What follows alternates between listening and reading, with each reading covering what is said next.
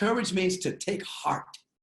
It's an awareness that life is on your side, that love always wins, that peace always wins, that joy always wins, because the higher frequencies are way more powerful than hate and disinterest and resentment and animosity and pseudo control, false authority. Love always wins.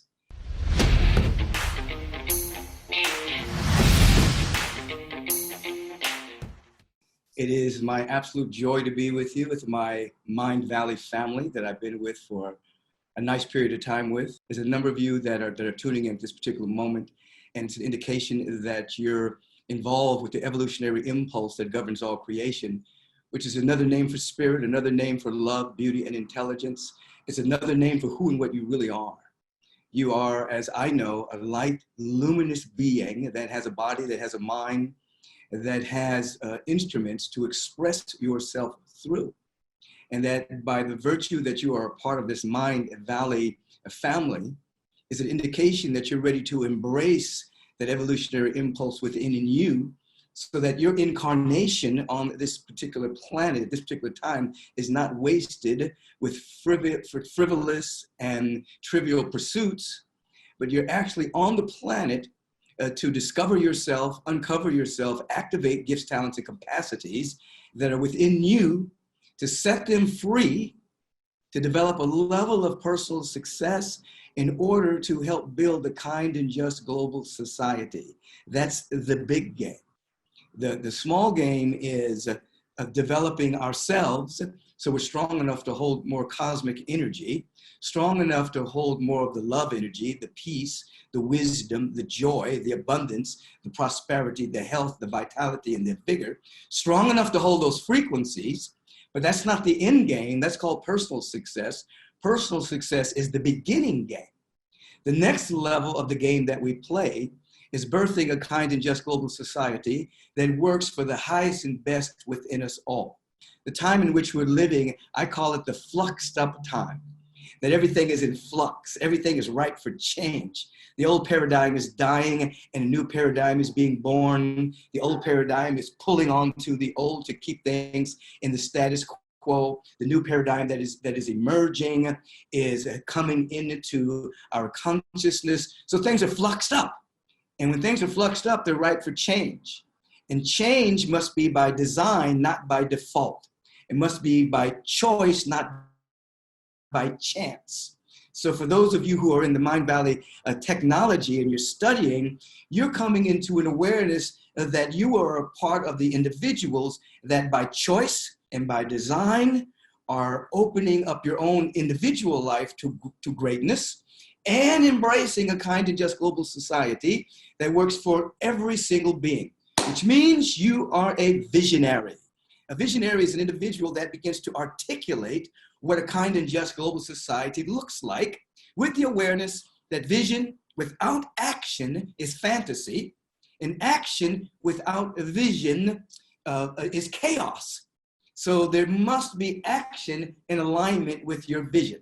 So the first thing that you want to do is begin, just as you begin to articulate what the vision for your own life, you begin to catch it in the visioning process that I teach. You begin to articulate it, you begin to embrace it, you begin to embody it, you begin to work on yourself in order to be able to hold the frequencies of those qualities. In the same way, we must begin to describe what the world looks like. You see, what the new paradigm looks like. We know what the old paradigm looks like. We know that it doesn't work. It carries a lot of imbalance of energy. In the old paradigm, wealth building is actually wealth depletion because it's built upon exploitation. The new paradigm, wealth building contains a dynamic law of circulation so that everybody wins. So we must begin to describe a vision that works for everyone in the legal system, the justice system, the medical system. In America, we have a sick care system as an example, not a healthcare system. We must begin to describe these systems from a very high point of view so we know what we're working for. And then we begin to walk in that direction. A visionary is working for something, not necessarily working against something.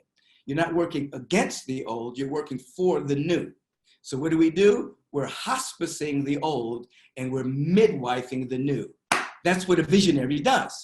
So that's one quality, number one. Quality number two is courage. Courage comes from courage means to take heart. It's an awareness that life is on your side, that love always wins, that peace always wins, that joy always wins, because the higher frequencies are way more powerful than hate and disinterest and resentment and animosity and pseudo control, false authority. Love always wins in the universal scheme of things. So with that, we take heart. We have a level of courage, and we have to have the courage to opt out of the old paradigm. It's not enough to say, as an example, not enough to say you're not a hater. It's not enough to say you're not a racist. It's not enough to say you're not homophobic. You have to opt out of those systems by absolutely working for the deconstruction of those systems in your conversations, in your actions. You have to ask yourself on a regular basis, what am I doing as I'm opting out of the old? What am I doing to help the planet? What am I doing to help the environment? What am I doing to help people of color? What am I doing to create a balance in the world where homophobia is concerned? What are my conversations? What are my actions? What am I doing to birth the kind and just global society? And that takes courage, because it is easy to resign oneself to the way things are, but it takes courage to say, you know what? I'm going to tap into the vibration of the abolitionists. I'm going to tap into the vibration of the suffragists, the women suffragists, and actually carry an energy of change in my life for my children, my grandchildren, and for the descendants that are coming on the planet. So the first quality is vision, visionary, being a visionary. The second quality is having courage to opt out of an old system vibrationally. And when you opt out of an old system vibrationally, you free yourself from the karma, the imbalance that is being created by that system, because you're not a part of it vibrationally anymore. Thirdly, you want to grow into the frequency, into the vibration of self-love and appreciation. This is not egocentricity. It's not narcissism. Self-love and appreciation is the beginning of your spiritual growth and awareness, because you're coming into an awareness that what the universe has created, what the presence has created, is magnificent, beautiful. That your light, and who you are is light, by the way. Your luminous nature is magnificent. And though there may be wounds, and though there may be unhealed areas, and though there may be blind spots, and though there be ways in which you are still growing, you want to begin to embrace yourself as a very precious being that is unique, that there's no one exactly like you, that this universal presence that does not compromise itself, contradict itself, doesn't repeat itself, it doesn't do do-overs, got you right the first time. So that you have to begin to wake up every single day with a deep sense of self-love and appreciation, so you're not stumbling over your own obstacles of yourself that you're projecting onto the world. That is a quality that we all have to have in order to be pioneers of the possible. We have to walk with our back straight, a feeling that the universe is for us, a deep sense of self-love and appreciation, and that gives us the strength to continue to walk in the direction of our vision. Fourth quality is that you have to come and have a great relationship with abundance and plentitude. We live in a field of plentitude. The lie is that we live in a field of lack, limitation, not enoughness, missed opportunities. That is a lie. We live in a quantum field of infinite potential, a quantum field of plentitude, and we have to ferret out all the lies within that we have gleaned onto that told us that there's not enough, fill in the blank. There's enough of everything, but we have to reach that vibration in order to see it, vibrate with it, and act from it. If you're walking in the world thinking that there's lack and limitation in yourself or in the quantum field, then you keep perpetuating an old world that's built upon lack. The old paradigm is built upon lack. That's why we have an immature economic system that has a hole in it, because everything is built upon non-renewable resources. So it fuels competition, narcissism, it fuels hoarding, it fuels unearned wealth, such as slavery, which built the wealth of America, and Great Britain was actually a wealth depletion of a whole group of people. So they created a karmic imbalance in the flow of the nations. We have to step into the field of real abundance. You have to get with yourself and convince yourself that you're walking in an awareness of you are enough and there is enough, and you have to act from that, or you will perpetuate a system of lack. The world doesn't have anything for you. You have incarnated on the planet at this time in human history when everything is fluxed up to give to the world, not to take. And as you give, then you have more to give. That is right from the playbook of an individual that's living in abundance. What did I come to the planet to give, to share, to shine, to radiate, and to circulate? And then the fifth quality is conscious naivete. You have to be naive enough to think that you can make a difference. You cannot give way to realism or being realistic. You have to have a conscious naivete, thinking and believing that your life can make a difference. It doesn't take courage to resign to the way things are. It doesn't take any courage to resign to the status quo. You did not come here to live in the status quo. You came to change it. You came to expand it. You came to make a difference. You are a soulful artist. You came to make a difference.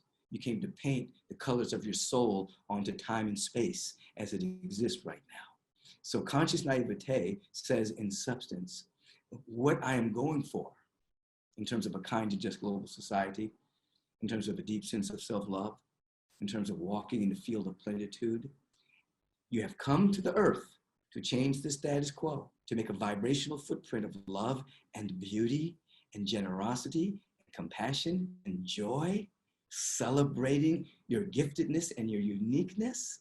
And if in fact you're coming here just to live within the present status quo, then you didn't need to take an incarnation. It wasn't necessary for you to come. You came to literally change the world. What is the world? The world is a collection of beliefs, opinions, points of view, and perceptions. Creates a world view. It's not the planet. You've come to change that so that little by little by little, all of us are living in the field of plentitude and abundance, walking with a deep sense of self-love and appreciation, to be a pioneer, an ambassador, a pioneer in a world that doesn't even exist yet, except in our vision, and to be an ambassador of that world. In other words, to carry the frequency of that world before it shows up. That's being in this world, but to being of the world that is emerging. That takes vision, that takes courage, that takes the consciousness of self-love and appreciation. I could see the fountain of light within Lee. I could see the fountain of light within Reverend Kathleen. With fountains of light, just oozing light. And after about 15, 20 minutes, I could see both worlds again, the animate and inanimate objects, and the light infusing everything. And then I could see again in order to operate in this dimension. I say that to say that when I say that you are a light being, that's not a metaphor, that is not prose, that's not poetry, that's the truth. You are the light that has come to the world to shine. You have a body, you have a mind, you have talents and gifts to shine that life through. Be consciously naive enough to know that you can make a difference and that you have arrived here on the planet to make a big difference, taking care of yourself and then playing the bigger game. Kind, just, global society. Thank you, Michael. Thank you. The community is saying that some parts were missing due to connectivity issues. So maybe you could summarize the last part. That would be really amazing, because sometimes you were dropping. In summary, I'm saying that one, You're holding the frequency of being a visionary, being able to see and articulate not only the life for yourself that you have come to emerge as, but a kind of just global society, to be able to articulate it and see it and be pulled by it. So your actions are pulled by it. Secondly, you have to be able to carry the frequency of courage, the courage to opt out of the old system. You have to say, I'm opting out of the system that produces racism, homophobia, bigotry, poverty. I'm opting out of that system. I don't want to live in that status quo. I'm about something else. You have to be strong enough to embrace a deep sense of self-love and appreciation, because you are a one-of-a-kind expression of infinite good. And you have to come to a good relationship with plentitude and abundance.